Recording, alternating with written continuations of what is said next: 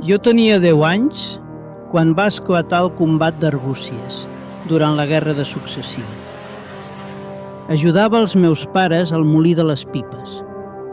Era un indret plàcid, on la remor constant de l'aigua i de les moles marcava el pas dels dies.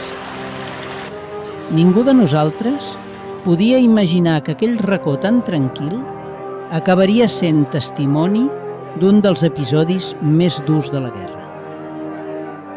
Recordo que era el 13 de gener de 1714, quan una columna de soldats valons va arribar a Arbúcies. Sota el comandament dels coronels Cano i Franclier, van entrar al poble amb centenars d'homes i cavalls. Els soldats van ocupar els carrers, van irrompre a les cases i van maltractar els veïns.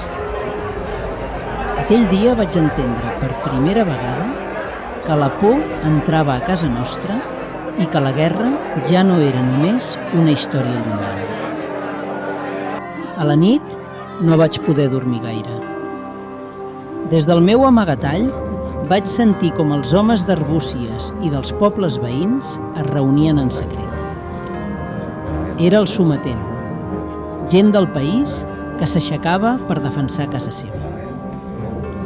Tenia por, però al mateix temps sentia un orgull profund en saber que a l'alba lluitarien.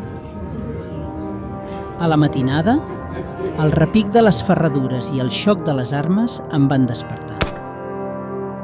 Aquells soldats marxaven cap a Vic. En arribar al pas estret del Grau d'en Sala, els nostres homes els van emboscar i van fer foc des de darrere les roques a dalt del post. Les tropes borbòniques es van trobar atrapades, sense marge per maniobrar. Dubtaven si avançar o retirar-se, però la força dels nostres homes els va obligar a retrocedir. Els borbònics van fugir, amb el coronel Franclier encapçalant la retirada.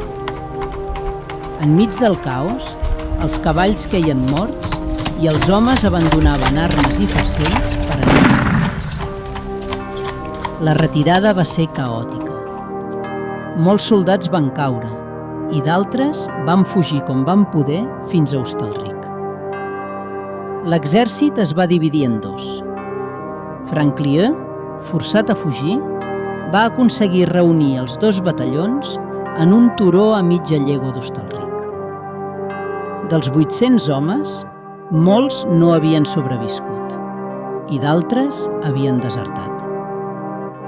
La notícia de la victòria dels miquelets es va escampar, però aquella alegria va durar ben poc.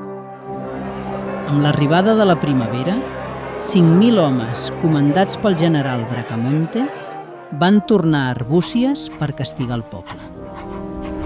La vila va ser saquejada i cremada. Només l'església va quedar buida. Tot allò que coneixia es va convertir en cendres.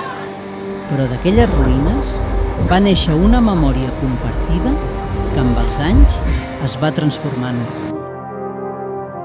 Arbúcies, gent d'astúcies, mata balons.